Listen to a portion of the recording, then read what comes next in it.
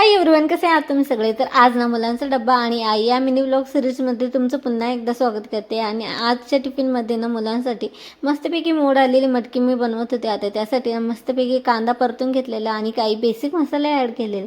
आता बेसिक मसाल्यामध्ये जसं की हळद, मीठ, मिरची, गरम मसाला, धने पावडर, प्रवीण मसाला.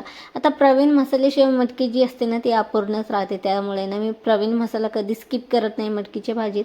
आता प्रवीण मसाला टाकल्यावर परतून घेतला आणि ना मटकी जी आहे ना ती ॲड केलेली, मस्तपैकी परतून घेतली. पाणी मी स्किप केलेलं, कारण ना विदाऊट पाणी ना मटकीची भाजी वाफेवरती झाली ना खूप छान लागते. आता इथे जो पराठा मी बनवत होते ना, आपण जसं चपातीला उंडा बनवतो ना तसंच करायचं. तेल लावून घ्यायचं आतमध्ये, त्रिकोणी आकाराचा, आणि त्यामध्ये ना कोथिंबीर कट केलेली टाकायची आणि त्रिकोणी आकाराचा उंडा बनवून घ्यायचा. आणि त्रिकोणी आकाराची स्पोट चपाती लाटून घ्यायची आणि मस्तपैकी दोन्ही साईडने तूप लावून ना क्रंची होईपर्यंत भाजायची, थोडी कडक कडक.